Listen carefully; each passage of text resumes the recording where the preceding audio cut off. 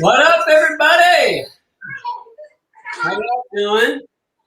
Welcome back to Drive to Gold, everyone. For all those hundreds and thousands of viewers we have out there, we're glad to be back for episode 4. They have not pulled our show yet from the network. Baby. How are you doing today? Doing good. Doing real good, man. Excited. Just want to do a quick shout out. Anybody that's out there stuck in the snow still, especially in Texas. What about Texas being covered up in snow? Yeah, that's pretty intense. Hopefully you guys are huddled together and staying warm. And if you're stuck in your home and having to watch us, hey, good company. Yeah. Yeah, we're going to talk about that snowstorm in a minute. But before we do that, Alicia Quinn, should we, this Alicia Sacramone thing and this Quinn thing, you're legally Quinn, right? Correct. All right. Does anybody know you by that name other than your husband? No, and we literally get into an argument about this anytime it's brought up. So when anyone's like, oh, so do you go by Quinn on TV? And Brady's like, do you? Do you? And I'm like, Did you ever think about keeping your maiden name? no. I told her, I was like, we had a conversation. I was like, if I was still competing, like before we got married or after we got married, I was like, maybe I'd keep it. But then I was like, eh. Yeah, I told Megan to keep hers. I said, honey, I've lived with this name for many years. Awful. It's miserable. It's a pain. Keep your own. But she chose not to. That's her fault. Alicia Sacramone Quinn, Sacramone, Alicia Quinn, A-S-A-Q, ASAC? Yeah. It used to be Alicia Sacramone, now it's Alicia Quinn, but I used to go by ASAC for Alicia Sacramone, but that's just a different way of spelling it. I like it. it was SAC and now it's SAQ. Yeah, get it? Yeah. Oh, yeah. That's really good. It took me a minute. So, well, welcome back, everybody, to the show. We've got some people listening. If you are listening live, we're going to have Ashley Wagner on this afternoon. We're very excited about that. Olympic bronze medalist. Correct. From 2014. Right. That'll be exciting. World medalist as well. We're excited to have her on. That will be about half past the hour, so stay tuned for that. If you have questions, see, this is why we like to do this live. A lot of people do their podcasts and they tape it, and they get edited up, and they send it out. We send ours out, but this is it. We like to be live. We like to make mistakes, like last week. Remember last week, my technology? Yes. I wonder what's going to go wrong this week. We haven't completely blown a special guest, like ruined that segment, if you know what I mean. Like, that could be today.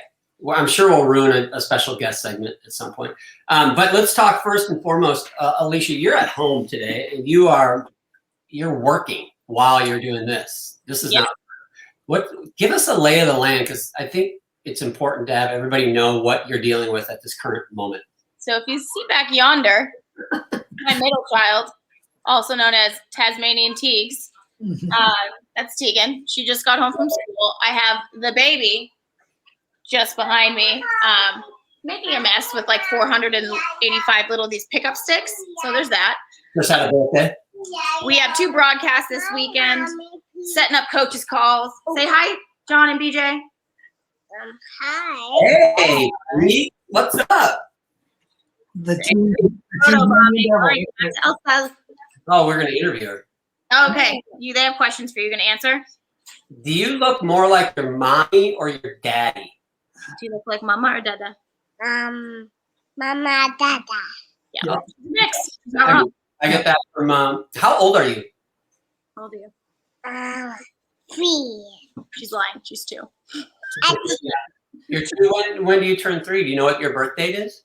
Cassie. Nope, July 6th. Cassie's your sister. Oh, yeah. Okay. I like this. Random answers to questions. I like that. What would you rather eat? 1 popsicle, 2 popsicles, all the popsicles. All the popsicles. All right. I'm a fan now. Give me 2 minutes. Love it. Oh my God. Anyways, back to the snowstorm while Alicia puts out a fire. I'm sure there's probably literally a fire. Like if we use that slogan, this show, I think it's completely accurate. There might be a fire. So, BJ, how about the snow? Let's back up to the storm. Texas frozen. I mean, it's pretty bad. Like all jokes aside, like people are dying in Texas, and it's awful. I don't know all the details of what happened, but I got stuck not nearly in that situation, so I'm not trying to compare it to them, but I got stuck in Nashville. And if you're gonna get stuck in Nashville, the best place to get stuck would be the Opryland Hotel, and that's where I was stuck. Because it's like its own country. It's like its own. Seriously, you know, if you go for a stroll, there's palm trees. Right.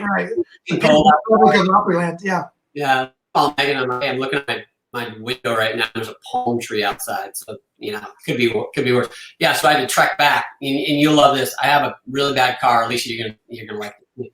So I have a really bad car, and it's fine. Like it's fine. It's paid for, John. It's paid for. And so I drove it to Nashville, and then they have this ice storm and the snowstorm while I'm in Nashville, and all of a sudden I got to drive it back, and which also is fine, except there's a few things that don't work great on it, like the windshield wipers and the heat.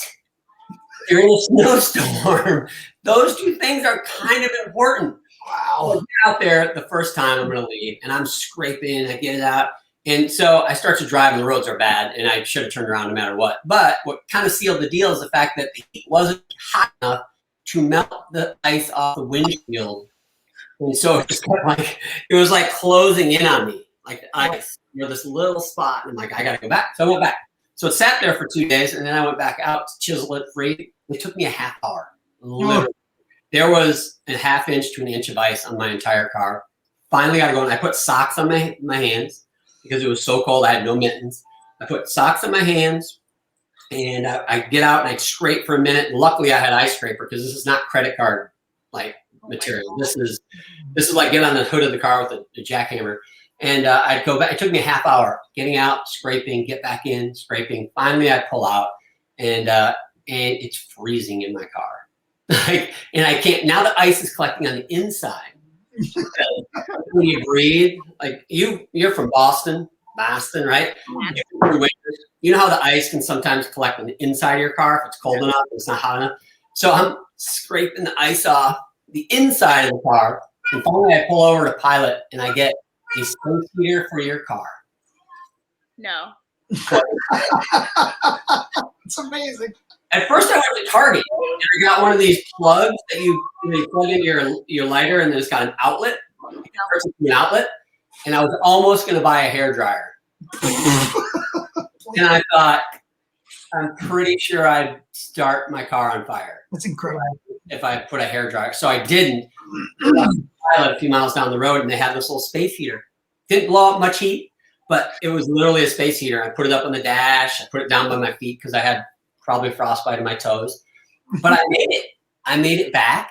And I told Megan in the car, I bet you've never heard somebody say, oh, I'm going to unplug my space heater now while they're driving. I did. I actually said that exact sentence. I'm like, I'm driving. It's getting warm. I'm going to unplug my space heater. Jesus. That was my week. That was my weekend. But I'm thankful I got home safe. I still have the Passat. It's parked right outside. It still has ice on the roof. If anyone would like to make an offer. I did blue. Did I tell you guys I blue booked it? Kelly blue booked it? Yeah. You did. $200 or something? $250. That's amazing. Does this experience make you realize you need a new car? Well, I've been getting heat from everybody. You need to buy. I don't want to buy it. I like my car. I don't know. When it takes you more than 24 hours to get the feeling back in your toes, that might scream louder than any neighbor or family member. Yeah, well, that's true. That is true. It's worth way more than $250. Though. It's got to be at least. It's worth a good story, that's for sure. It's at least worth $500. So that was my lovely trip back from Nashville, Tennessee. But I'm back. So Alicia, how was your week? Tell us what you been up to. Well, so we had our show Friday. My daughter turned 1 Friday as well. That's exciting. You have a big party? No, it's third kid. She got a cupcake. Love you. And then we got her baptized Saturday. My mother-in-law was in town all weekend. Did you do the squirt gun baptism? No, which is a real thing. I thought Todd was joking. Our producer sent us a photo of these priests shooting squirt guns at kids to baptize them. Nope, our South Florida, they don't care. Full normal baptism. Yeah. I love it. Yeah, those pictures of the super soaker. Yeah, amazing. Yeah, that's next level right there for sure. So back to the birthday baptism. That's it. Really, that's nothing too crazy happened here. Well, that's good. What about you, BJ? Well, had an adventure down in Daytona at the Daytona 500. Just a real quick recap. We got to the track early, got settled in. The race started 15 laps in, 20 car crash, the big crash that everyone watches the races for. And as soon there were cars everywhere. It looked like my kids' floor when they're playing with the Matchbox in the Hot Wheel. And the sky opened up. It was raining sideways for 3 hours, lightning, thunder, the whole thing. They were building an arc out in the parking lot. After that, it took 3 hours to dry the track. At about 10 p.m., they restarted the race. Wow. It was a nice little 16-hour day at the racetrack, guys. Just sitting. Wait, so you stayed that whole time? We stayed, and tons of people left.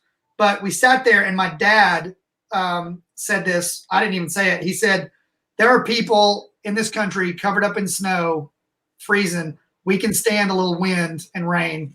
We're here. And I was like, at no point was he going to leave. He's like, no, we're here. We're staying. So were those your pictures you sent me, BJ, that you actually took?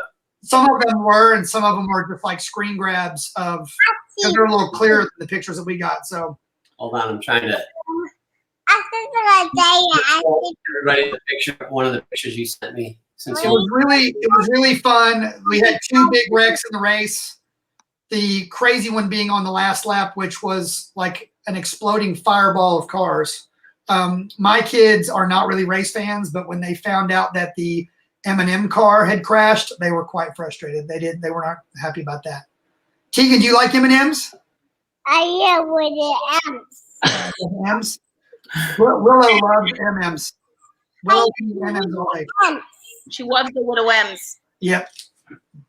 I am the M's. Yeah, it was a good time. Good time. No snow, but little rain. It's not letting me share. That's a good sign. Just definitely share. All right, well, let's get into our headlines of the week, because we got some good ones. Alicia, compliments of Alicia. The first one, and BJ actually. The first one I want to bring up is the Super Bowl. Alicia, you sent this out. So next year, winter, February, Beijing Winter Olympics are going to be scheduled at the same time as the Super Bowl. So the Winter Games are scheduled to open February 4th, 2022. And that's 2 days before Super Bowl LVI. What number is that? Whoever can tell me first gets a high five, air five. What's LV1? 56? I'm going to go 56. 56. I was hearing it. Dang it, 56. I say 56 because we just had 55. I don't know. That's good addition right there. I don't know. Yeah. I was told there'd be no math, but I thought I handled that well. Super Bowl 56 in Los Angeles on Sunday, February 6th, with the Minnesota Vikings taking on the Kansas City Chiefs.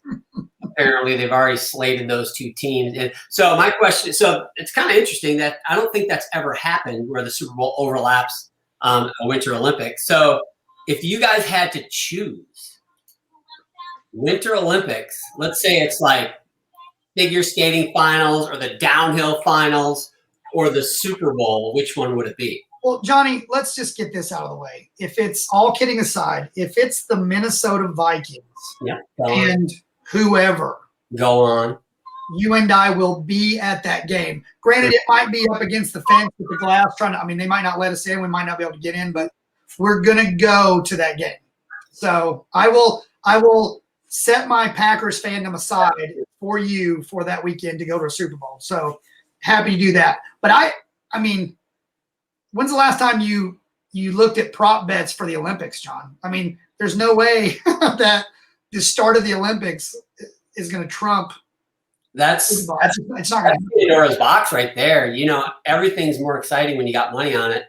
And I love the Olympics. My favorite thing in the world is the Olympics.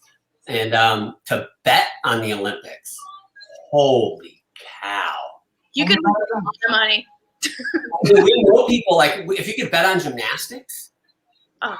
Like, we could text, like, people that know stuff and say, yeah, so-and-so's got the flu this morning. And you're like, odds just went down. To that point, and John, you'll understand this, as many eye rolls as I get from my wife when I even mention fantasy football at all, she is constantly reminding me that there is a, albeit modest, fantasy gymnastics league situation, and she's all about it. She's like, "How do I do that? What do I?" And I'm like, "See, that's how it.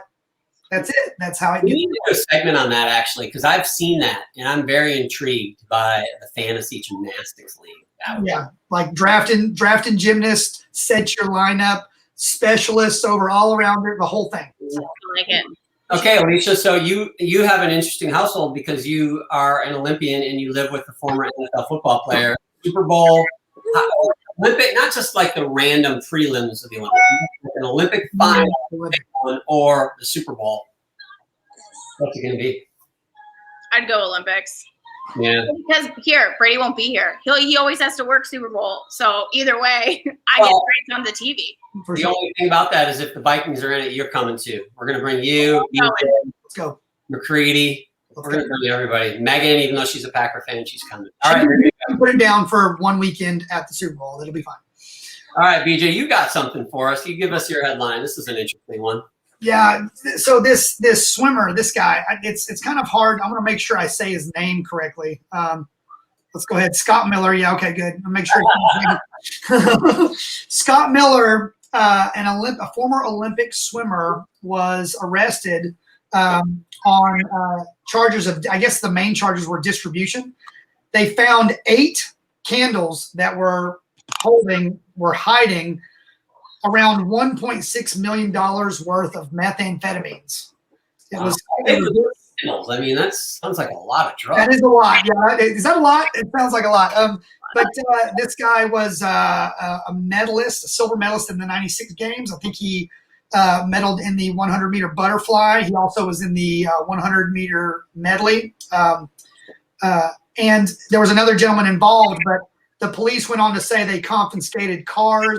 They confiscated $300,000 worth of heroin. They confiscated around $75,000 worth of cell phones and encrypted electronics. And it points to a huge problem that this was not just a little, let's run this little business side hustle out of the garage. This was a big, big operation. And it's frustrating that, when you look at former pro athletes, former or Olympians, and people that you do the "Where Are They Now" kind of a segment that magazines and TV like to do, and you see this, it's like, wow, it really is. The hardest thing to handle really is success. Like you were at the pinnacle of your sport, and I would say that he took the wrong turn from there. So it's really, but the numbers though were alarming. Like the amount of stuff was alarming. So he was a member of the Australian Olympic team, 4x100 meter relay team in Atlanta. So go ahead, Alicia.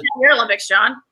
Yeah, I know. I remember hanging out with him in the village. He was so fun. I mean, He was so fun. But if you think about it, so not to make light of his drug syndicate, but he went from being one of the best Olympic swimmers to one of the best drug smugglers. So he was committed to being the best. Right. It just wasn't a legal profession. Well, apparently he wasn't that good because so he was bronze medal worthy. He was bronze. He was bronze. So that kind of leads me to my next question: is you guys smuggle $1.6 million of meth? How did you do it? In all little baby food pouches. Just be careful. Yeah, I was gonna say, having watched my wife meticulously pack and organize everything for the kids, especially when they were babies, and then you go through an airport, for example, where they are meticulously checking everything, but you can only do so much. I'm like, that seems like the way to go. The old baby formula can gets emptied, and so, yeah. Well, I think we should all just avoid that at all costs. I agree. Baby formula is not good anyway, so I can't imagine why you would. Yeah, that's terrible. Well, let's move on to our next headline. And again, Elite Odyssey, but since you're beautiful, greatest show we've ever had. I'm going to go ahead and take the lead on this. So your buddy, Alicia Yoshimori, the head of the Tokyo Olympic Organizing Committee, has resigned after he was criticized for making inappropriate remarks about women. We talked about this in our last show, and he hadn't resigned yet. People were calling for his resignation. And he basically said, was quoted as saying, women talk too much, and that meetings with many female board directors would take a lot of time. And I think there was more than just that, but he's out. He's out. Thoughts? I'm pretty sure he resigned minutes after our show concluded last week. I mean, because of our show? It was pretty quick. I mean, that had to be it. We lit the fire and fanned the flame, and that guy couldn't hand the card in fast enough after we got off the air. So people started rioting after our show, saying he gets to step down, and I feel responsible.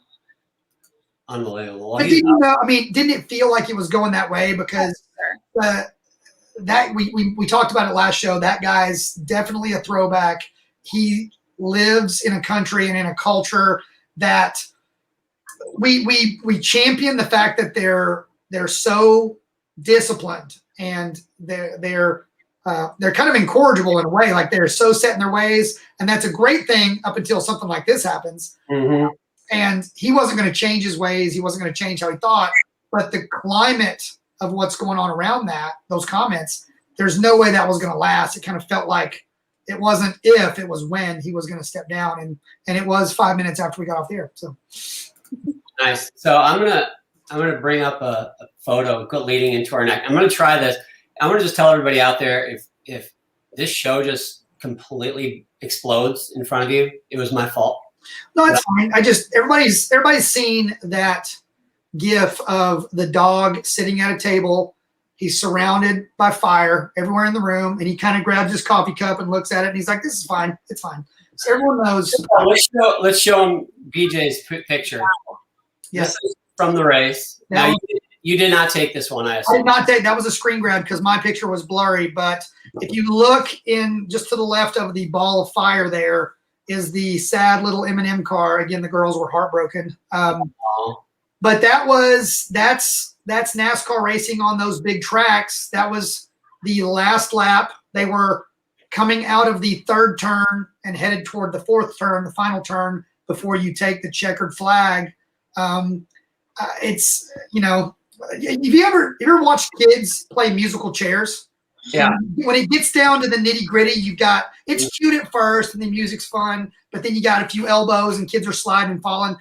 Oh yeah. This is musical chairs at 200 miles an hour with a bunch of 5,200 pound race cars. So this is the result of that.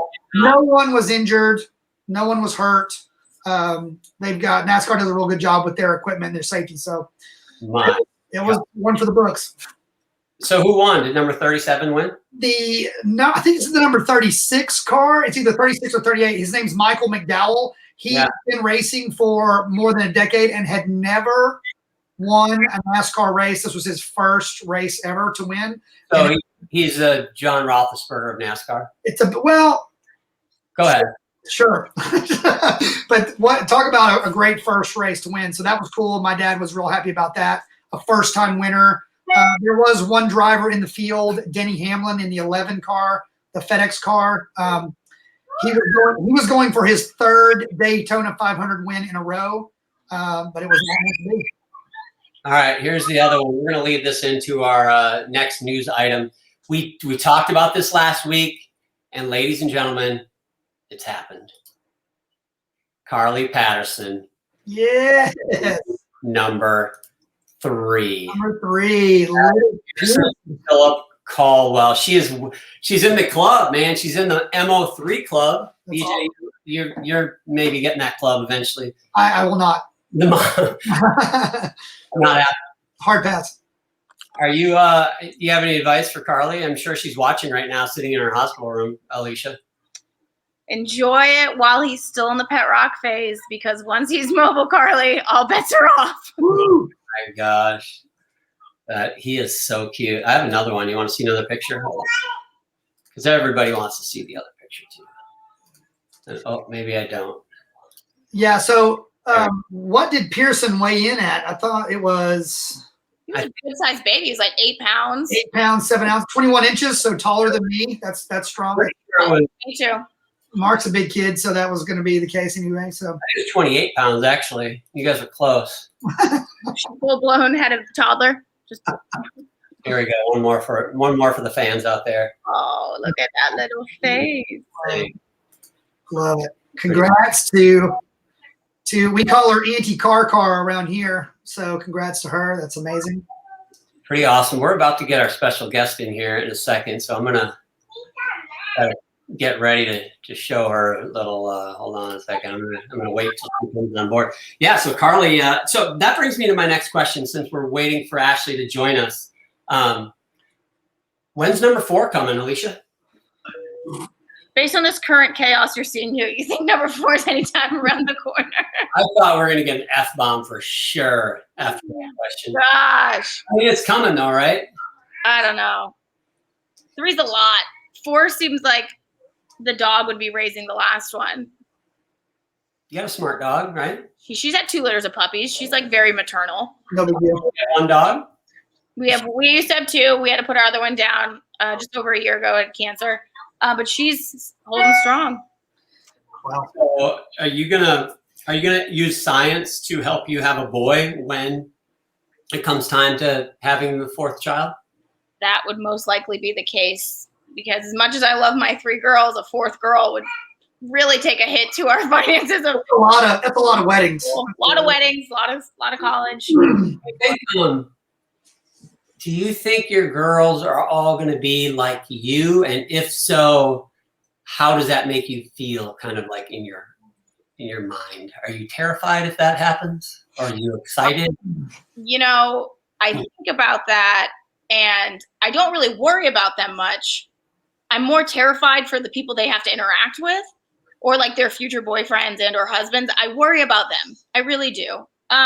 Yeah. And Brady goes, "Oh, they're just so cute." He's like, "No one's gonna ever be good enough for them." And I was like, "Good luck with that, buddy." Yeah. Yeah, exactly. Yeah, I'd be a little nervous if I was coming home and I had, I was coming home to see. Well, I don't know if I'd be more scared of you or Brady. If I was a boy dating one of your daughters and I showed up at the door, who would the boyfriend be more afraid of? Probably Brady. I mean, just for sheer size-wise, He's imposing. Yeah. more, physically intimidating. But psychologically, he should be afraid of me. Oh, for sure. Yeah, because you'll just break him down mentally until he can't. Yeah, until he can't handle it. You're done. No more kids for you. You talking about me? Yeah. No, I'm talking about you. Oh yeah. For me, I compare it to this. Hadley and Willow are amazing, and I've spent more than a couple of times at a table in Vegas, and I've been up, and I've kept pushing for more, and I lost it all, and it went bad. Right now, we're up. We have 2 beautiful kids. They're healthy. They're happy. And I look at my beautiful wife, who it's more her decision than mine. And I say, "Babe, you want to cash these chips in?" And she's like, "You betcha." So that's kind of how we look at it. The girls are great. Hats off to you guys that have more than 2, though. I hear people, and you guys can shoot this down or prop it up. I hear people talk about, once you get past 2, you just add 1 or 2 more. It's not that much. And I'm like, that's not. It's an exponential growth. That's garbage. You're not just adding 1. There's no way that's the case. So I don't know anything about it, but I know what I can't do. That's for sure. So yeah, no, my wife gives me that whole thing because she wants a girl. We've got 3 boys. We're gonna basically move next now, door. to that point, your wife has 2 girls. I have. There's an open invitation anytime to come grab these 2 and do it all. We-sleepovers, hair and nails. That's my take. I'm like, good. The McCready's got a couple girls. We can hang out with them, whatever. But she's like, "Oh, we got 3. What's the big deal? Just as easy." I'm like, no. It's not easy. Like when we went from 2 to 3, that was a picnic, right? What's harder, 1 to 2, 2 to 3, or 3 to 4, which you'll find out soon, Alicia. So 0 to 1 was I think the hardest for me. There's full blown culture shock. They don't really tell you what it's gonna be like. And then 1 to 2 is okay. 2 to 3 was, it's a lot. And 3 to 4, every time I ever hear anybody that has 4 or more kids, they're like, yeah, 3 to 4, it's just more chaos. And I was like, I have enough chaos, I think. Yeah. Like it doesn't stuck to me like glue. Right. So, go ahead, BJ. Well, I was going to say, like, it's easy to, that sounds like a dismissive statement. Like, it's just more chaos. Well, there are some things, like, you know, if your kid, Johnny's kids do this all the time. We'll be feeding the kids. One of his kids wanders into the house. Hey, it's just one more PB&J. That's fine. But that's not chaos. Just a little more chaos. That's you're biting off more. You're signing on for a lot with that thing. So I think it's not that it's going to be less chaos when you decide to go to 4, but you get yourself there mentally first, because now you have an idea of what's going to happen. So stock up on peanut butter and Nutella is basically for sure. All right, well, it's that time. Everybody's been waiting for this moment. I know I have been, and we're going to introduce our special guest of the week with just a little throwback. Nice. See if she's watching right now. She's going to realize that technologically, I'm about the most inept human being possible. Well, that's not what you went to the Olympics for, John. So. That is true. I was inept in those too. So here we go.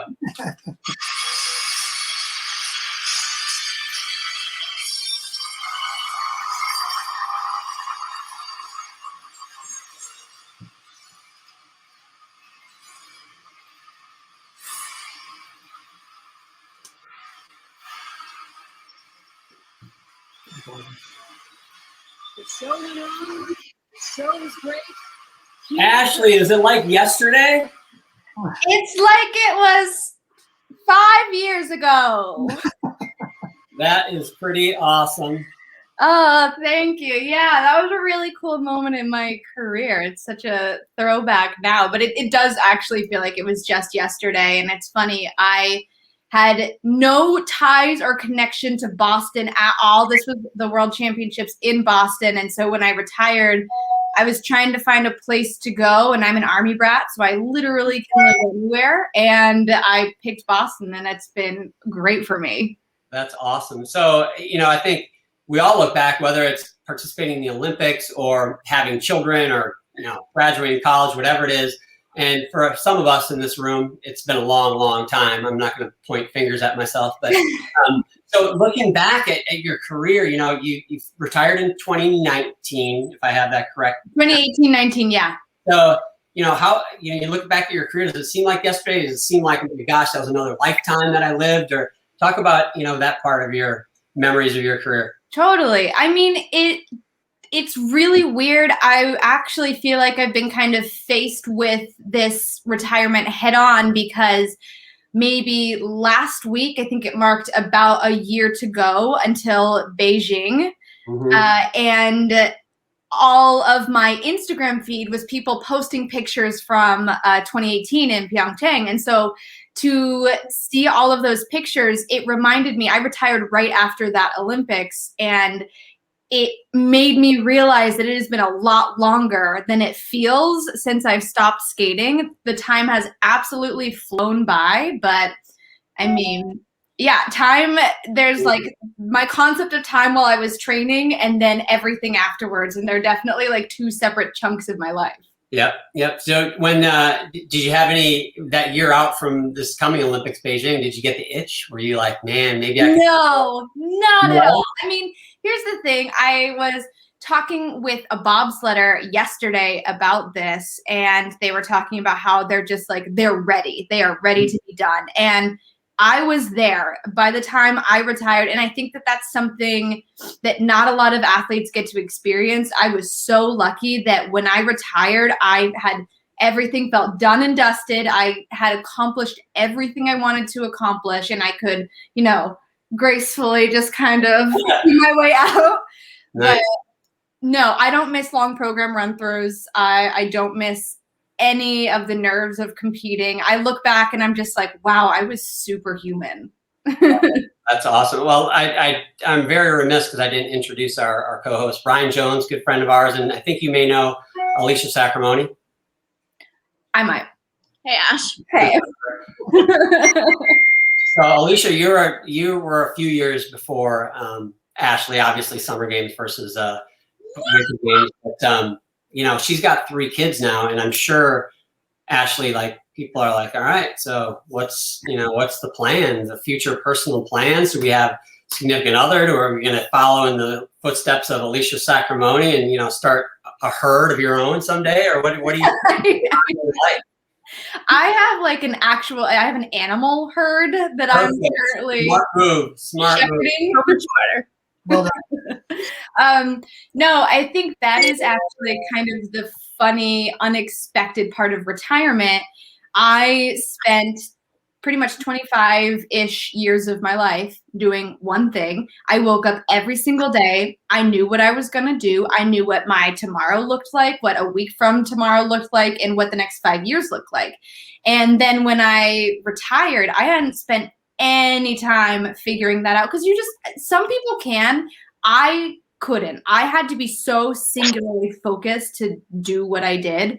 So when I retired, I was lucky. I worked my butt off so that I could kind of take a step back and figure out who I was without skating. But as soon as I retired, so many people are like, all right, what are you doing with your life?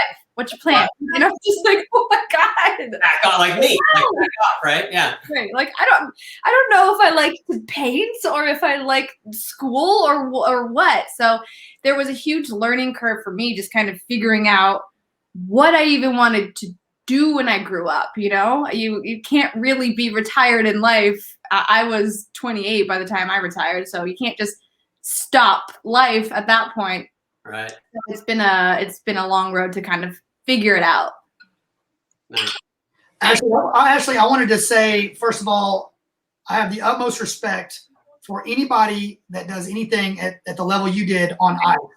We're talking to 3 gymnasts who, for the most part, had mats under us.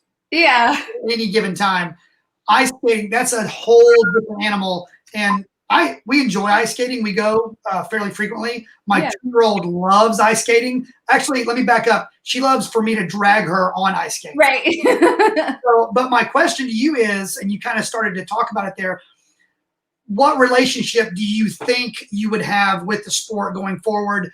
I read that you did a little bit of broadcasting in January of 2020. Is that something that you're excited about? Is it maybe coaching on some level or giving back to the sport? That's the buzz term that you hear in the formula. Like, what do you see yourself doing going forward with the sport? I mean, first of all, I do just want to say with gymnastics, like, you guys go upside down on purpose. Like, if I'm upside down on the ice, I have really messed up. Like, something is going so wrong. So I look at gymnastics and I'm just like, could never, would never, don't need to go upside down. I'm good. Like, I only rotate this way. That's it. You guys figure out every which way.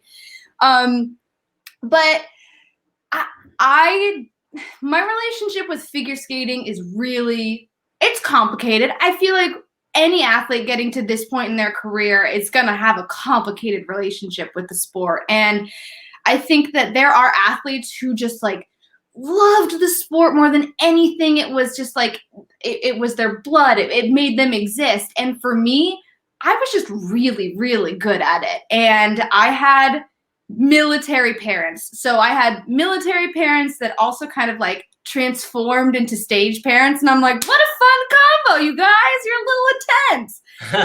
So I ended up skating because my parents were like, you need something to do and you're going to be good at whatever you do, you pick. And I was like, well, I found this, I'm good at it, I'm going to keep on doing it.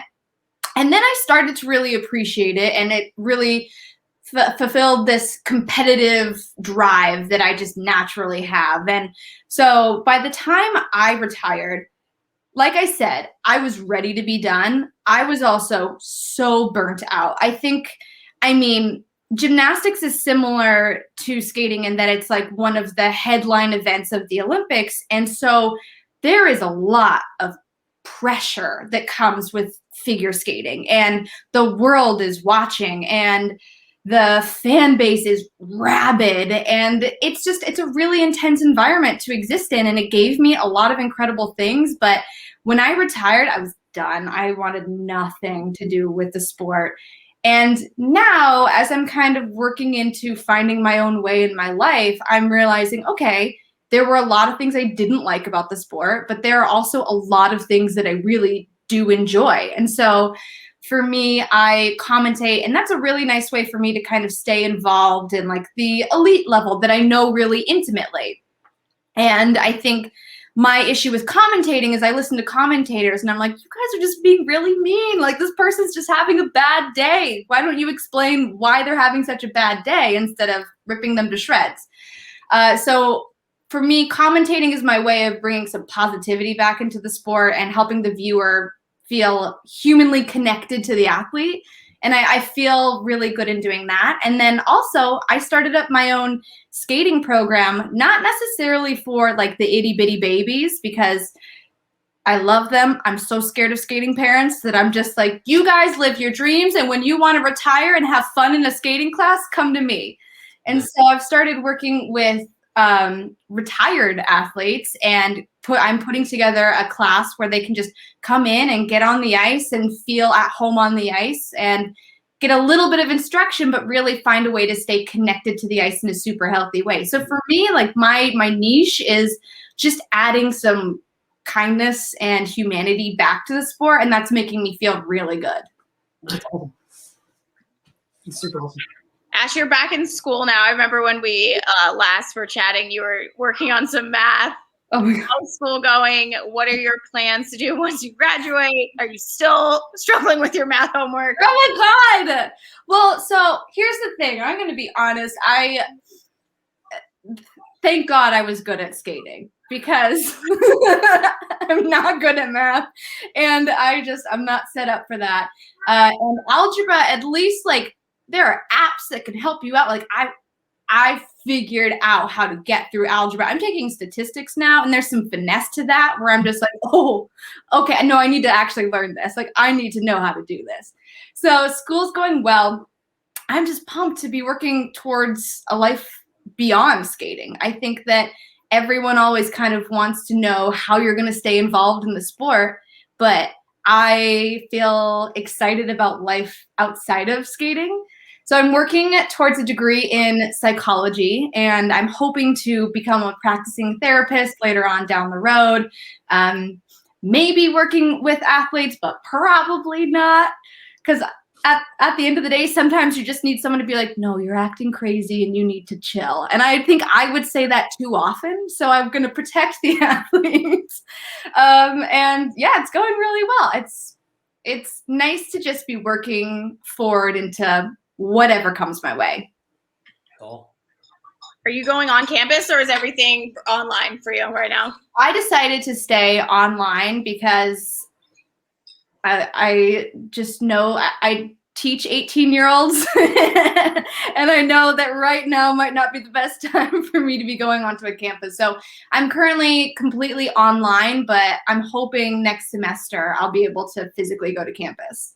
Awesome. So you said your school is for retired athletes or retired skaters? I'm asking if you take gym. Oh, retired skaters. So I'm teaching classes right now for, these classes are so cool. I usually have like new moms coming into the class who have skated way back when and they just want to get back on the ice. My last class this last Saturday, one woman, she hadn't been on the ice in 16 years. Oh, wow.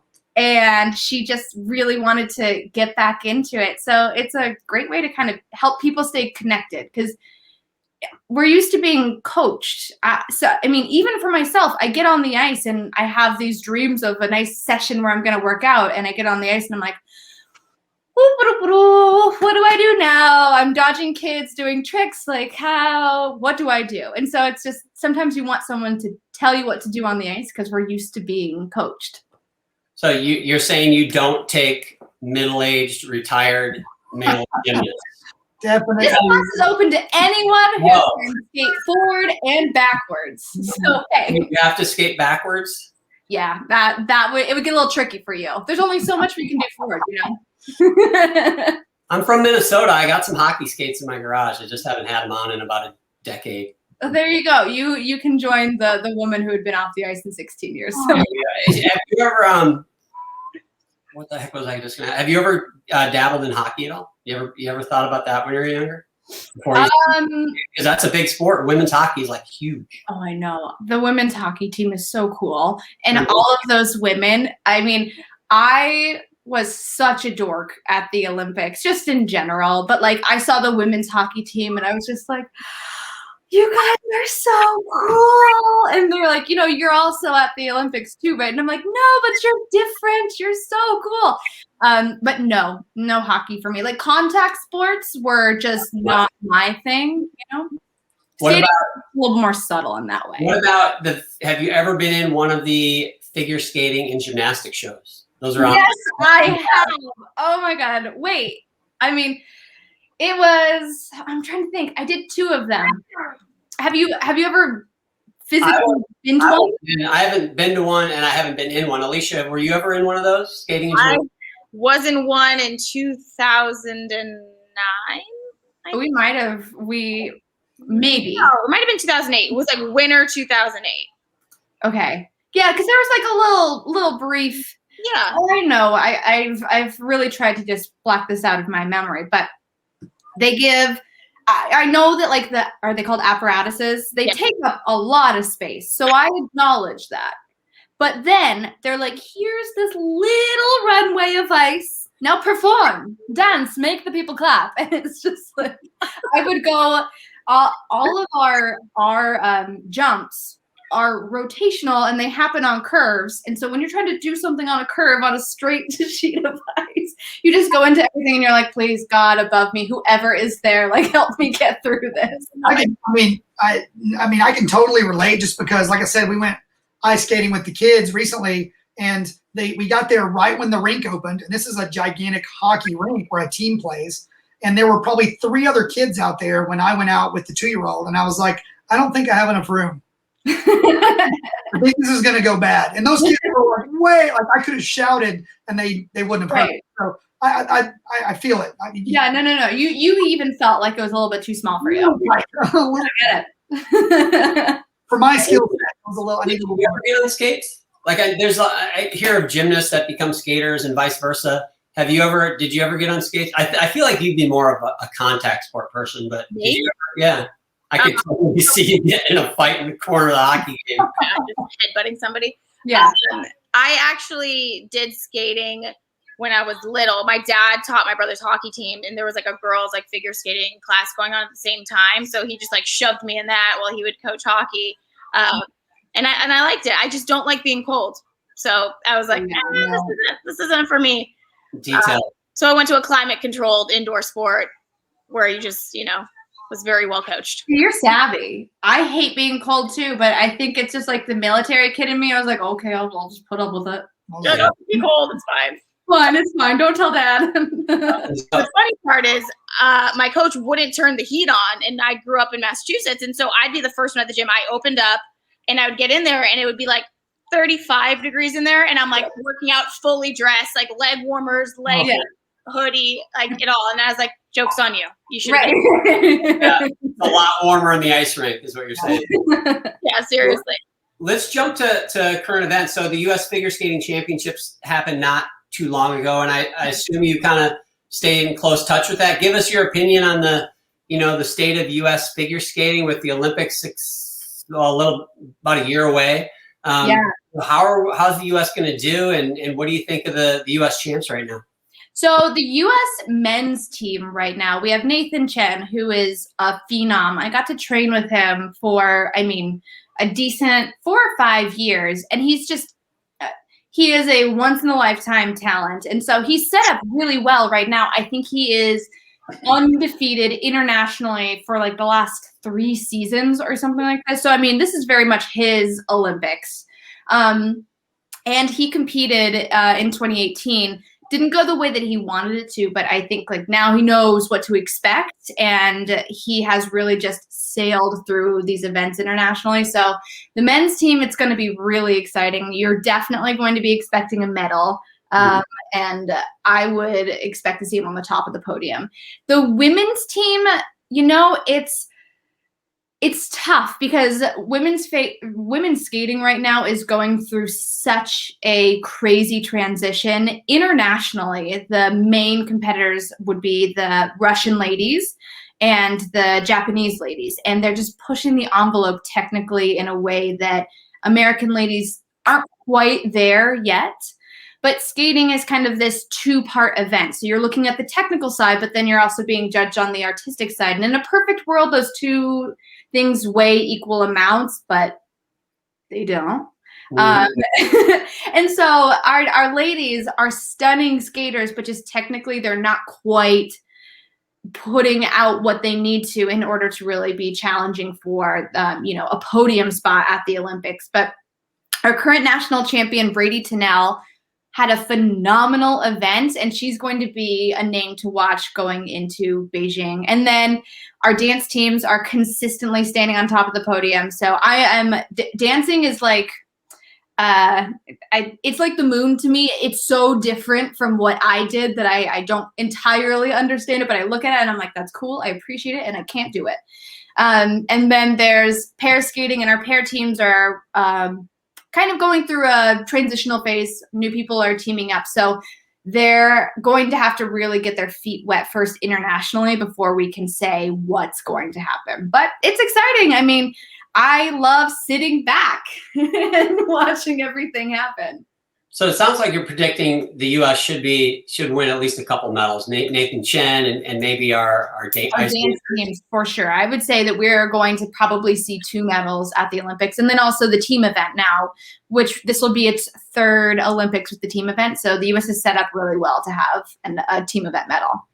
Nice. Yeah, that'll be fun. I like watching figure skating, but I feel like I'm like a fan of watching gymnastics that doesn't quite understand it. Like that's how I feel when I'm watching figure skating, because we all sit there. I'm Alicia and BJ, you tell me if you agree, but I sit there and go, that's ridiculous. They were way better, and they did that, and then they fell, and then they didn't fall. Like I feel a little clueless, honestly. I think that's accurate. Yeah, we go straight analyst mode. We're like, it was way better. And even though we have no idea, we have no technical background by any means, but so what is your guys' selection procedure like? Is it something crazy like the gymnastics procedures are? And have they already picked their team?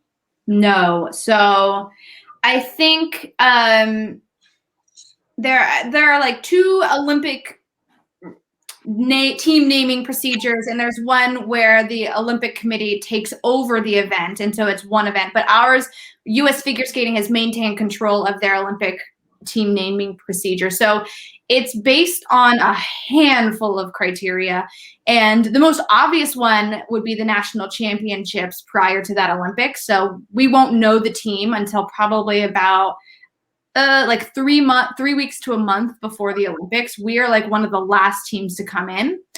It's based on that nationals, the world championships the year prior, and then a handful of events throughout the seasons, or throughout the season. So there are maybe, I would say, 5 or 6 events that they are looking at, but nationals is usually a pretty good indicator of what team is going to be named.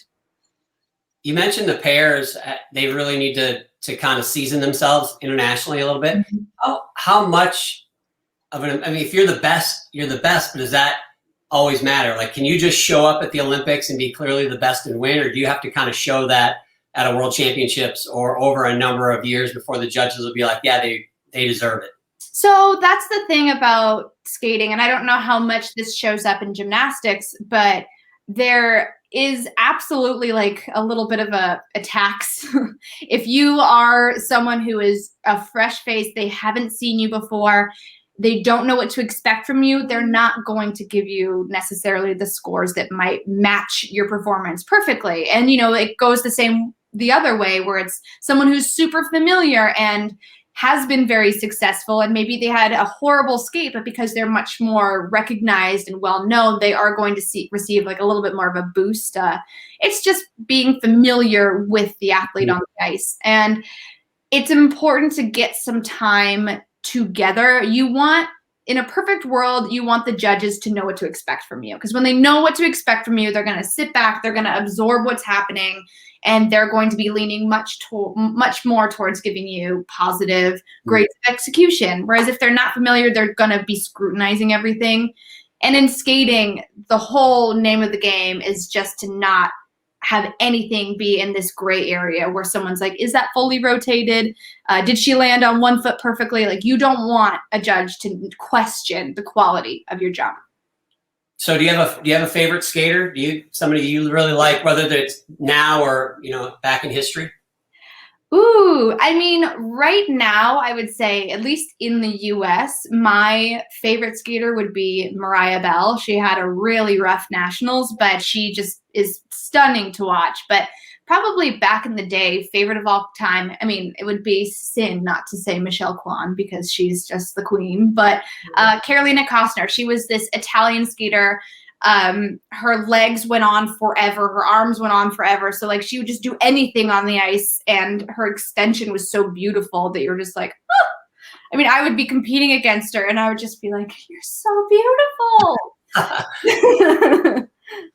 That's how everybody felt when they competed against me. I'm pretty sure they're like, Alicia, so beautiful. Alicia, that's not. So every sport's got like something that went on and some weird stuff here, funny stuff there. This isn't necessarily funny, but it captured the entire world a long time ago. And I'm sure you've been asked about this a million times. I'm just curious your take on it. And before your time, obviously, the Tanya Harding, Nancy Kerrigan thing. And I think I read, weren't you coached by one of Tanya's former coaches at one point in your career?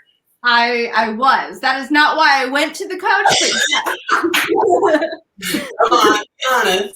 I wasn't like, oh, I need to sharpen my teeth up. I need to get vicious. Yeah. I found out later. I was like, oh my gosh, she taught Tanya. That's why Alicia would have gone to her, but I know that's not why you went there. So what? I mean, it's crazy that that's a part of your sport, don't you think? What is your thoughts on that? Violence is never the answer. Period. It's just figure skating. I think it's interesting when all of that came kind of back into the limelight with the I, Tanya and everything. And it was interesting to hear people's take once it had gone kind of mainstream again. And people were a lot more sympathetic to Tanya. She was still part of the whole thing where someone attacked someone. No. Yeah. I mean, yeah, it's crazy that that's something that happened in my sport, period. That's nuts. But like, when people don't take women's sports seriously, like, I think we are more vicious. Absolutely. You just play smarter. Honestly, that could be. Alicia, so have you ever wanted to, I mean, I know you never would, but you ever just been like, man, I would love to just get rid of her. Grab a chalk bucket and sling it towards somebody. Like a minor eye injury so they couldn't compete. Maybe one or two times. I thought about it. You would never. I personally know, but so Ashley, are you planning on going to Beijing next year? How close? Yeah, we'll see. No plans yet, but I was able to go. So I didn't qualify for 2018, and I was able to go over there and work with a company covering the event. So I would love to definitely get back over there. I think it'd be cool. We'll see, though. I'm hoping that everything can kind of go on smoothly. I'm just putting that out into the universe first for all of my friends that have been working their entire lives to go to the Olympics. I'm just trying to put that out first. And then once the Olympics is on and happening, I'm going to say, okay, now can I come? Because I made this happen. Put out that positive energy. Did we meet one time at an NBC gymnastics event? It's quite possible. I thought you came up on the production platform at one Yes. point. Yes. Yeah. So that was my first and only gymnastics event that I've ever been to. It is the most intense, overwhelming event. I didn't know where to look. Like, there's so much going on. People are clapping, and I'm like, shh, she has to focus.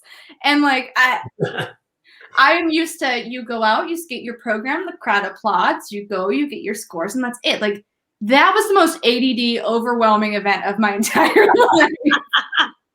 Well, you got to come back this summer. There's no better event than Olympic trials. I mean, the intensity, that's a one event.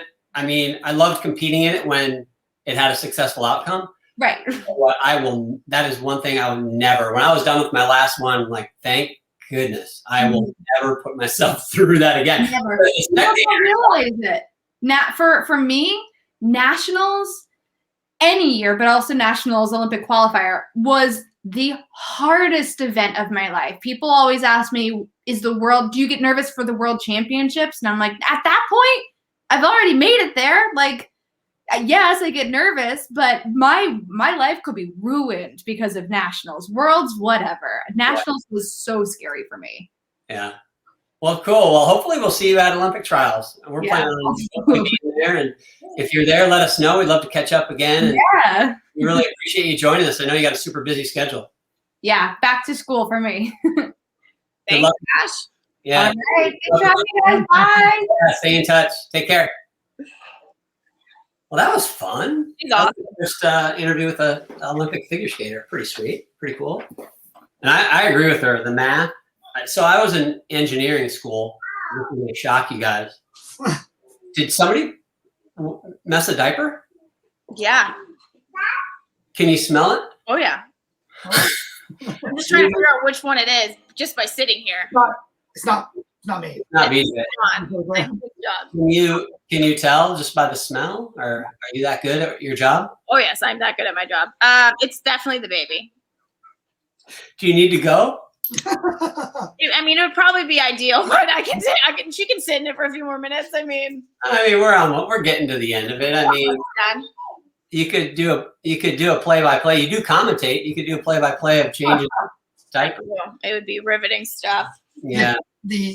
Like you said, there's the technical judging and then the technical. I'm being awarded for the extra scent. So the stench of it alone, I'll get extra bonus points. Oh my gosh! You know what? You should just save it for when Brady gets home and say, "Hey, honey, I saved this one for you." It's miraculous how little diapers he changes.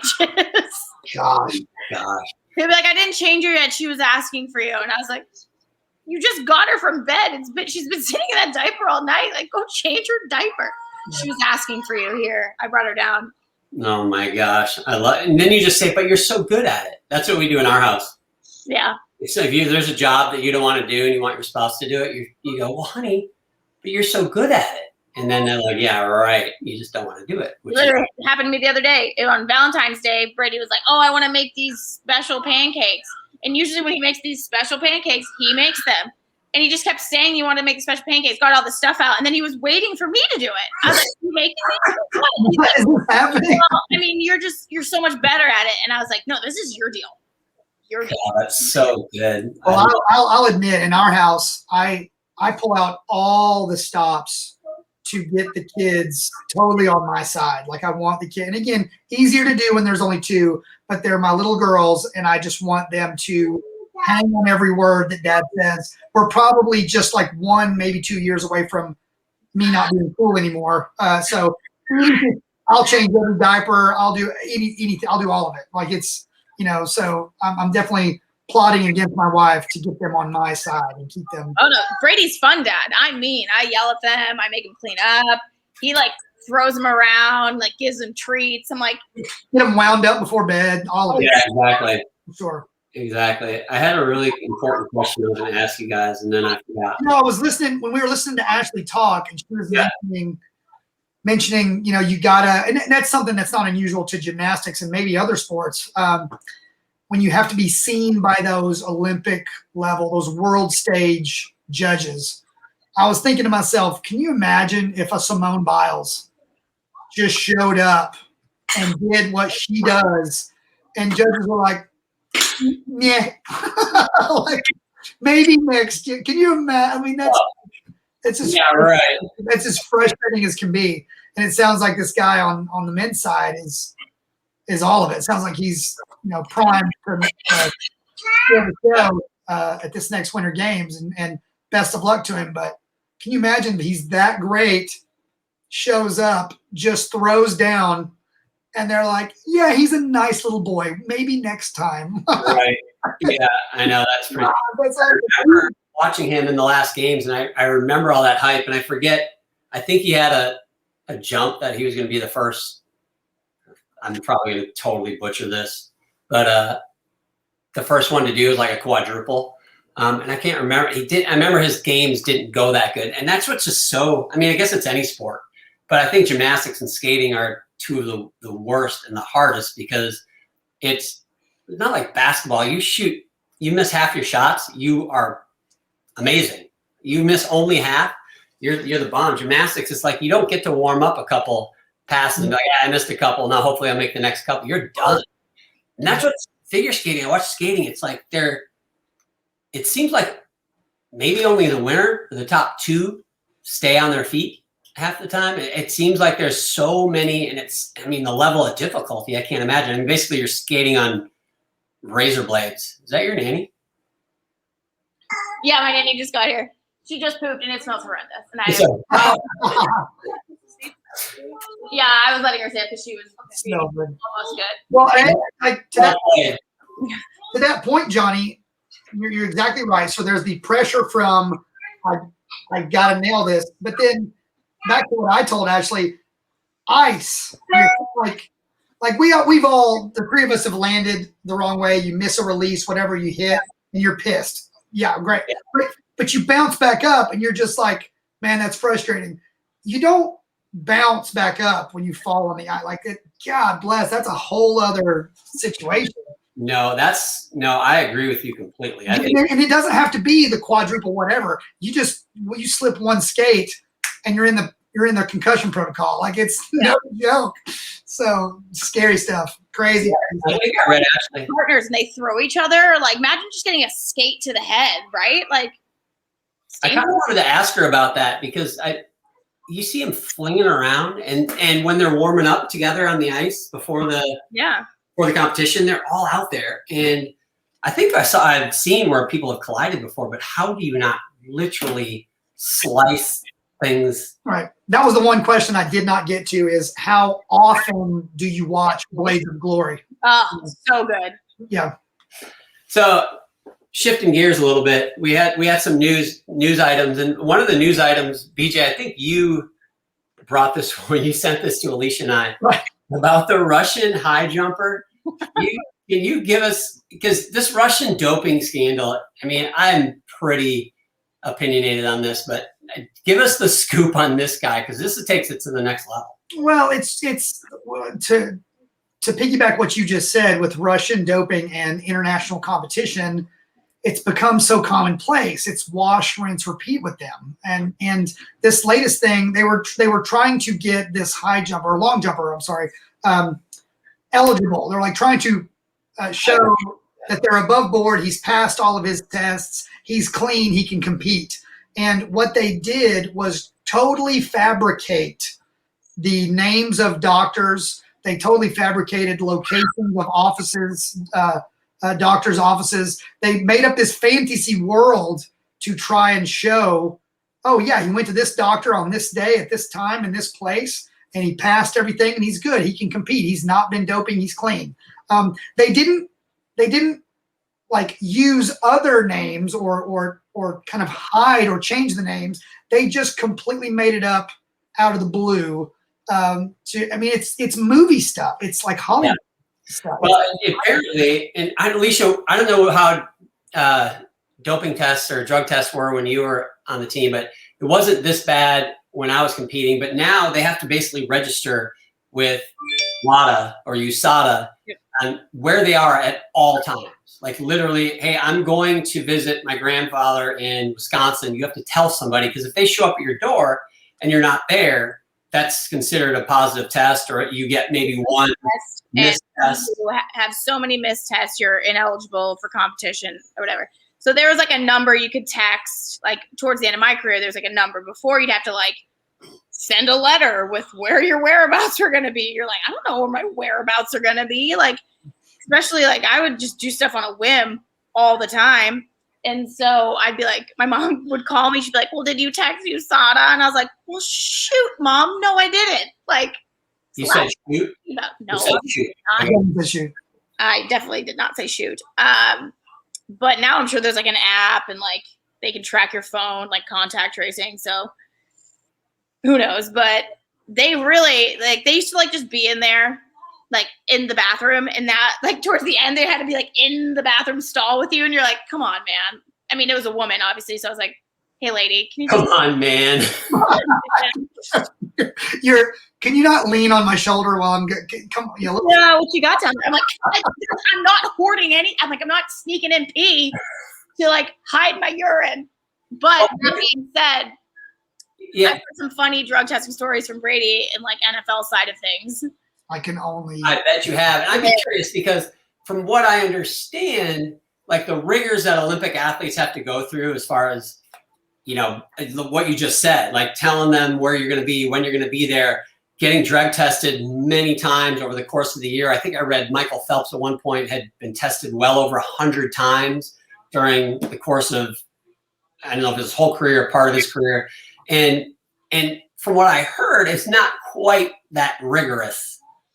I say that kind of sarcastically in the NFL, for example. No, they know when they're getting drug tested. It's not like, oh, surprise drug test. Like, there's been instances where guys kick their extra cup of pee over, and then they're really shit out of luck. So you're just So, you know, they're out of luck at that point.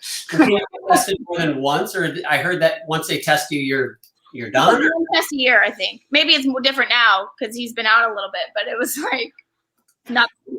Why bother? Like what? No, but to circle back, you know, does Brady have any stories about players or teammates fabricating? Like, yeah, I went to Dr.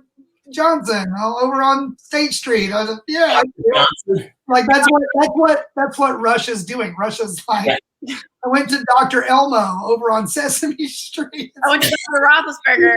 Roethlisberger. That's exactly what this guy did. So he basically wasn't there when WADA or the Russian anti-doping agency showed up. So they created this whole story of where he was. It's Daniil Lysenko. He's a high jumper. And so they made up a hospital, which was a lie.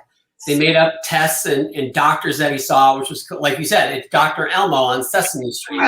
And he's like, it works like decades ago when there's no friggin' internet or Google where you can't be like, oh yeah, let me look up that up real quick. Oh my God. Yeah, and according to this article, he said, can you send me a picture of the hospital so at least I could describe it to them if they asked me? And he said he went to where it was supposed to be and there was nothing there. There wasn't even a building there. And so that brings me to my next thing. It's like, how do they keep giving Russia more and more rope on this? Because it seems like they ban them. What I heard recently is they're going to ban them, but they can compete under not the Russian flag, but they can compete on like it's the Russian unified state or something like that. I mean, give me your take on that. Is that basically them? Like, is it like when I go to Costco and I walk up and get the little snack, and then I go walk around and I turn my head around backwards, put on some glasses, and then I get the snack again? Is that what that is? Is that what we're talking about here? Basically, yeah. You can compete as long as you don't dress like them because they're out. Is that what we're doing? It's the most ridiculous thing. Well, I think for Russia, they're so prideful of being Russian and like their nation. So the fact that they're like taking away, like, oh, you can have your best athletes compete, but it can't be like with, you know, your red, white, and blue Russia logos and all your stuff. That probably drives them crazy. That makes sense. That does. That's a good point. Yeah. About that. But I do. What I want, it would be one thing if it was just like the media's got to love it because there's always something to talk about. Right. There's seemingly no end game. Like WADA and USADA aren't like, all right, this is the last straw. There's never been that. This has been going on for years and years and years. And that's my question is like, at what point, you know, like I've threatened to my kids, I'm going to take that toy away. At some point, you got to go over there and take the toy away. Like exactly. Like what are we doing here? That is exactly what it's like. It's like your kids. It's like go put your shoes on, and then just do it out. And you tell them, don't go put your shoes on, and they don't. And then you tell them again. And as soon as you go ready to, you know, lay the hammer down in some fashion or another, I'm not going to say exactly how. They go put their shoes on, and Russia is a 7-year-old child. Yeah, pretty much. That's pretty much what it is. Hammer down, no Olympics. And honestly, and the people that are clean in Russia, like gymnasts probably mostly are, I would hope. The people that are clean are the ones that should be ratting out the cheaters. because they're ruining it. It's like the kid that talks in class. All right, no one gets recess, right? I mean, at some point, it's got to come to that because it's ridiculous. And I'm not going to pretend Russia's the only country in the world that's doing this type of thing, but they appear to be the only ones doing it to this extent, and it's ridiculous. Well, that's like back to Alicia's point. They're doing it to this extent, and today, in this day and age, to say that you have a lot of eyes on you, you have a lot of eyes on you anyway because you're continually guilty.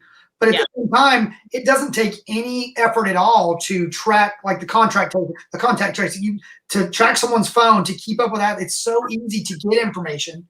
Yeah. They can take that 7-year-old stubbornness. I thought that was a good comparison. Seriously. Yeah, and it's unfortunate. Let's just put it that way. So, BJ, this is the time of the show. We're coming down to the wire here, and this is my favorite part of the show, and this is our random question from BJ.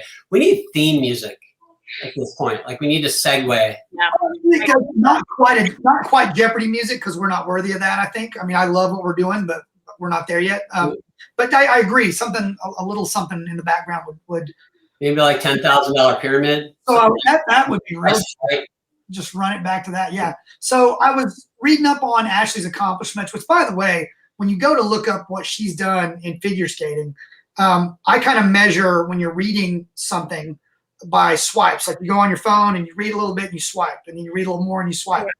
With her awards, her medals, especially internationally, it's like a 5-6 swipe deal. So hats off to her. She's got skills. But you're trying to get a little bit of background. You're trying to read her bio. You're trying to get just some tidbits to kind of get to know this person, not just the athlete.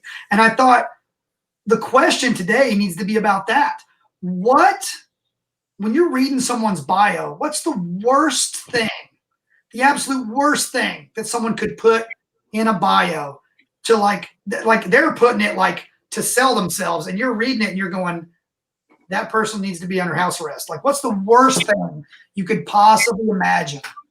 In your bio, like if it was your own bio? If you're reading someone's bio, if you're reading up on someone, like, dating apps are a big deal these days. What are people putting in their bio?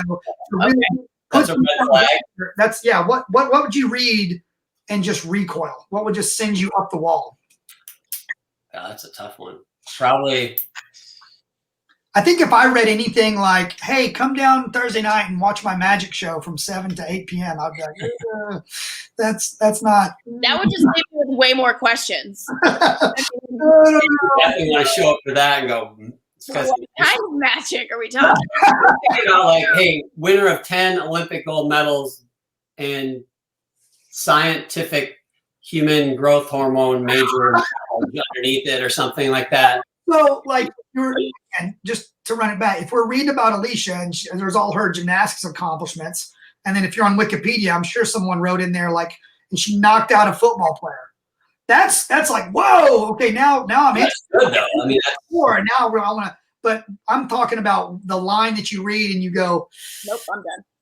I'm out. Yeah, I want to clear my browser history after reading. Well, I think definitely. I've collected over 100 different types of cats in my, and they're all still living with me. I think that I have allergies to cats, and I think that would be a lot of. Right. It could be dogs for that matter. I mean, that's a lot. Anything like foot related, like foot fetish related? No, I'm out. I'm like. Have you ever met Kip Simons? That's. I'm trying to picture it right now. Like, yeah, I like long walks in the park. My favorite color is blue, and toes.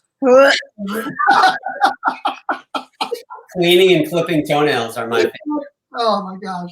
Well, I got a question for you guys, and I stole this question. And I thought it was interesting, and it's perfect because NASCAR was last weekend, and also the Winter Olympics are a year away. But if you could do one of these two things, and let's just assume for a minute you will not get injured or die doing either one of them. Okay, so it's just about the experience. Would you want to do the downhill? That's the fastest and downhill ski race at the Olympics, the fastest one. There's very little turning involved. Or would you like to drive the last 10 laps of a NASCAR race? Wow. You assume that, okay, you might wipe out, but there will be no injuries. There will be no maiming or death involved. NASCAR. NASCAR?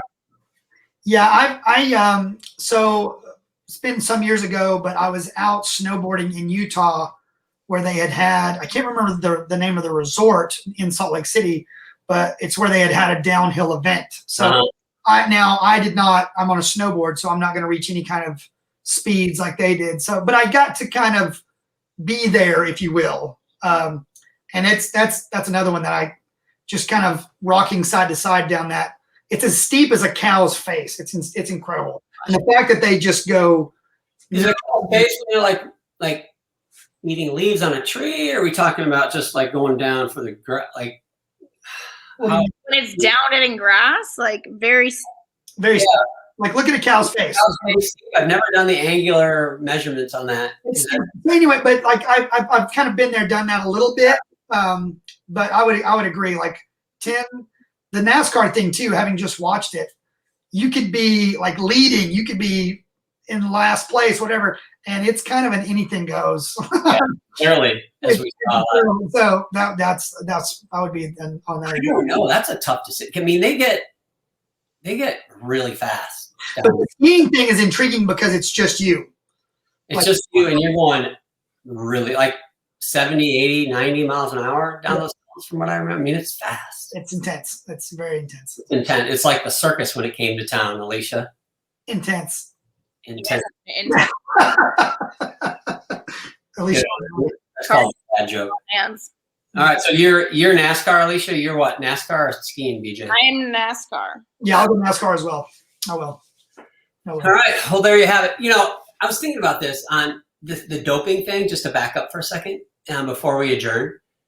Lance Armstrong. So, you look back at Lance Armstrong, and he denied, and then he admitted. And he won, 7 Tour de France's in a row? Mm-hmm. And so didn't you kind of know long before he admitted it? Like, obviously he was accused, but if you think about it, every person that has been on the podium during the 7 years, didn't they find like one that didn't get busted for doping? So here you have Lance Armstrong that's won 7 in a row in a sport that is notorious for doping. And he went through cancer and he's getting older, and yet he continues to win against all these other people that are clean. Weren't you all like, yeah, but didn't we kind of just know, but we just didn't care? Like, didn't we all know that? Right, a little bit like the Barry Bonds and Sammy Sosa and all those guys smacking. Keeps getting bigger and bigger. Same thing. When it's an amazing story. 7 in a row, cancer survivor. It's amazing. I think what's equally as fascinating is if you ask the layperson, like, how do you feel about Lance Armstrong? The thing that really gets people riled up is that he was out to like ruin people's lives that could potentially out him. Yeah, that's crazy. So crazy. The cheating gets a back seat. Yeah. As bad as it is, that gets a back seat. The things he did and said to actually kind of tear down people's lives, professionally and personally, that could potentially ruin his run, that's 10,000 times worse. It's like when your kids are fighting and they punch each other and then you catch them lying about it. Well, the lie is almost, it makes you forget about the original uppercut. So that's equally as fascinating to me, is that whole thing. But I agree. I think you're exactly right, Johnny. We all kind of went along with it. Like, there's what are they putting in the Kool-Aid in France? So I got a question for you.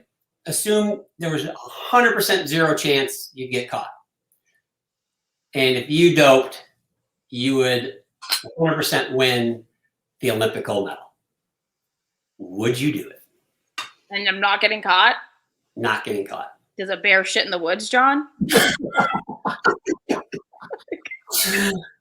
I mean, sometimes it's crowded in the woods. They go on the field. I mean, funny story. When I tore my Achilles, I was injured. Don't admit to anything. This is live on air. I'm not admitting to anything. I didn't do anything wrong.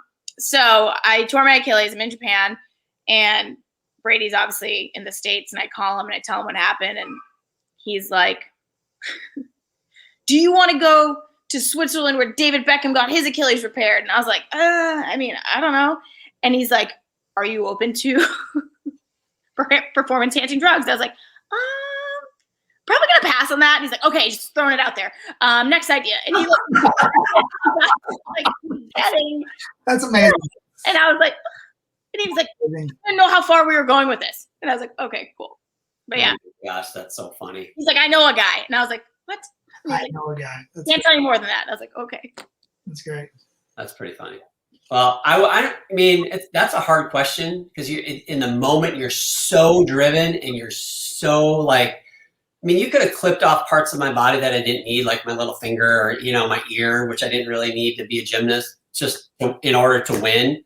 But I don't think I would have, just because I was so stubborn and thought I could will myself. I thought my mind could will myself over anybody else. I was wrong, clearly. But you're still saying no? But yeah, it was a nice thought while I had it. I don't know. Yeah, I agree, Johnny. I don't think I could do it. I think I would be right there at the doorstep of doing it. I'm not going to make it sound like I'm some, you know, morally perfect person, but you guys are good people. I've heard too many people, yourself included, say something to the effect of this: could I win? Could I stand on top of the podium and be first place? Yeah. Knowing I did what I did, and could I be proud of that?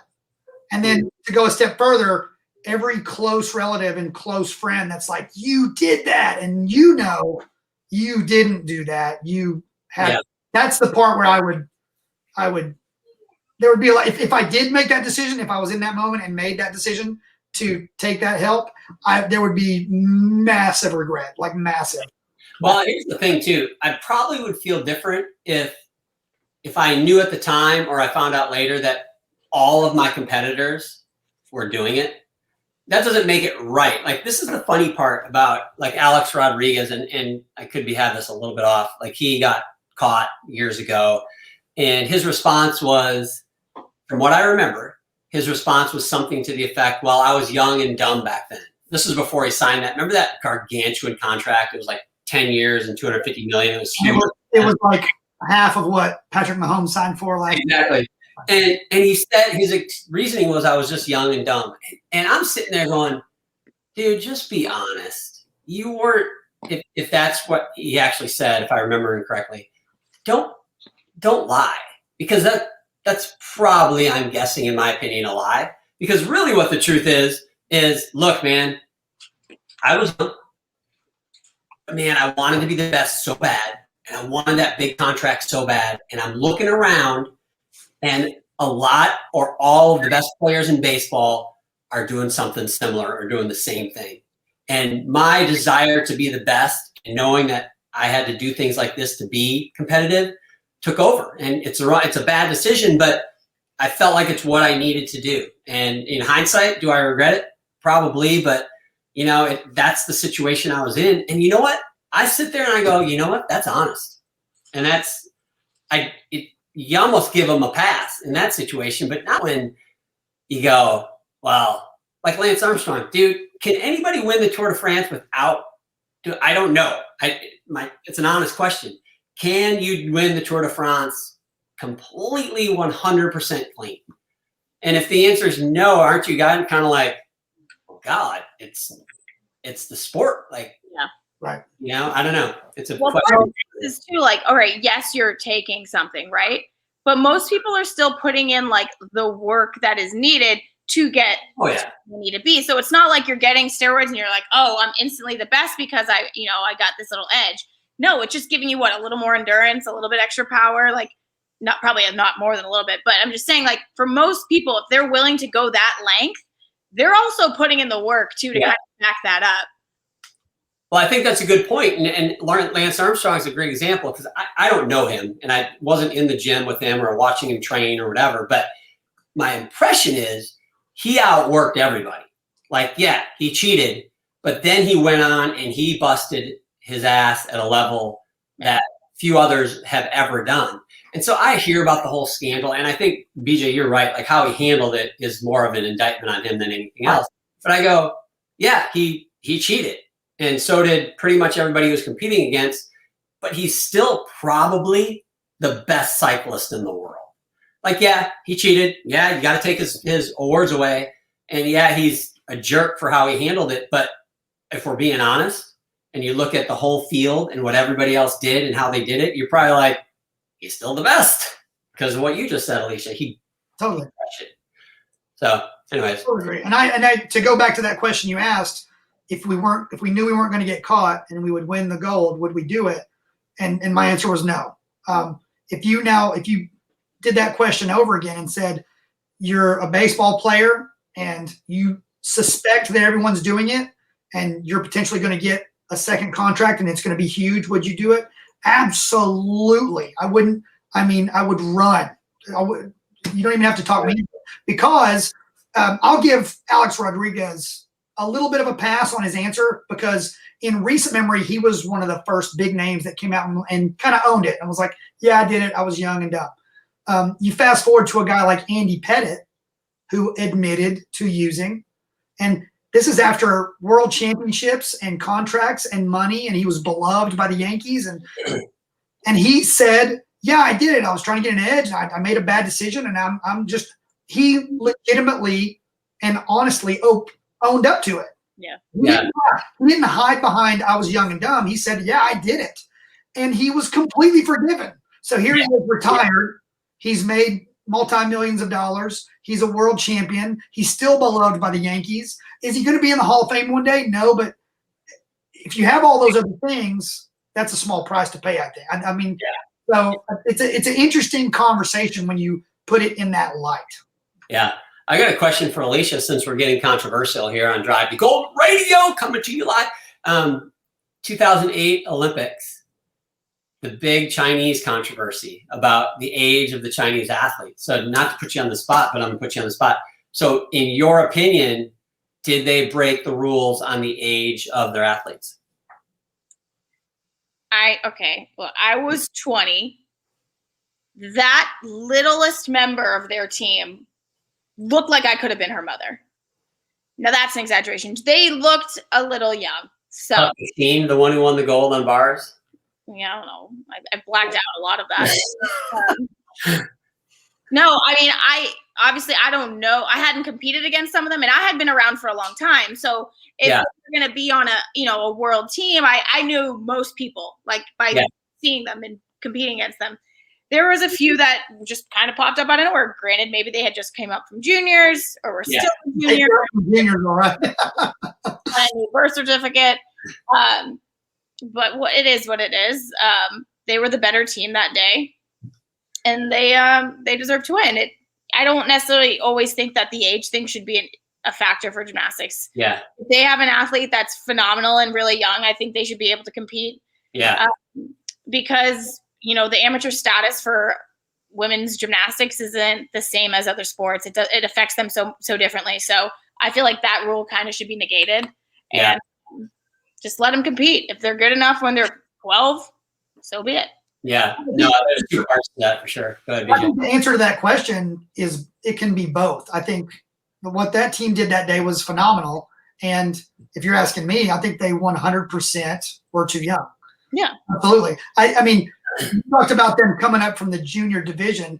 How many of your teammates in that year really needed like a blanket and a nightlight? Like, come on, you got to be kidding me. It was ridiculous. Well, here's the funny thing is, and I'll phrase this question this way. Can you imagine an American gymnast getting away with lying about their age? In what sense? Exactly the same way the Chinese allegedly did it in 2008. Do you think if the age limit is 16, do you think an American gymnast could, somebody who's say 14 or 15, clearly not of the age limit, do you think given media in America and journalism and everything we know, the transparency of who we are and in this country in a lot of respects, do you think we could get away, assuming Chinese did cheat, do you think we could get away with in America what the Chinese did in China? Absolutely not.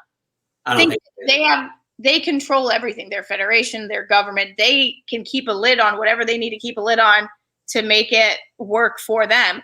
In America, there's always going to be somebody who feels like they were slighted and will out them because they feel wronged. And that's the part of the beauty about living here is you have your own voice, you have your freedom of speech, and you're not going to have the whole country, federation, everybody covering your butt to hide that you're 14 when your 16-year-old teammate who didn't get chosen is going to be like, that little shit.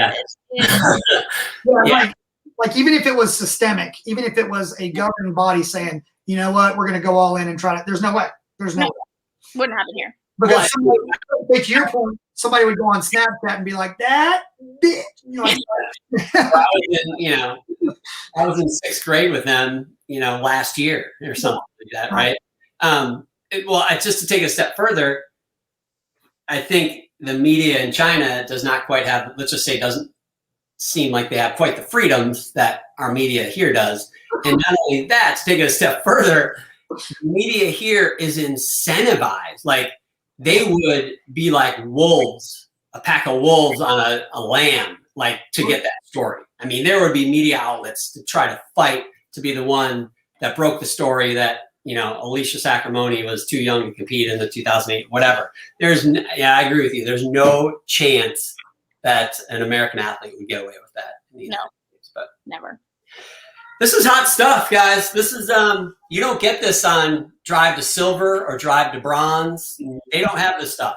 It's Drive to fourth place. right here on Drive to Gold Radio. And next week, I think we actually have a guest already lined up for next week. We're going to wait, though. We're going to wait to unveil the guest, because I think it's going to be kind of fun. It's going to be maybe someone no one would really think of. But Alicia hooked us up with an athlete I think would be a lot of fun. So any closing comments? You guys got a big weekend plan? Alicia, I know you and I, we got a double header this weekend. We got double duty this weekend. Friday night, we have Arkansas, Missouri. Saturday night, we have Rutgers, Minnesota. So we will be busy. Busy. BJ, you're heading to Greenville, South Carolina. Probably no snow there, so that's a good thing. Just living the dream out on the road. Loving it. All right. River wants to say goodbye. Take me to the river. Yeah, Riv. Look at that hair. Buddy. I know. Where do you think he got that? Looks like Gene Wilder. Hair color of his daddy? Peace out, everybody. Thanks for a great show.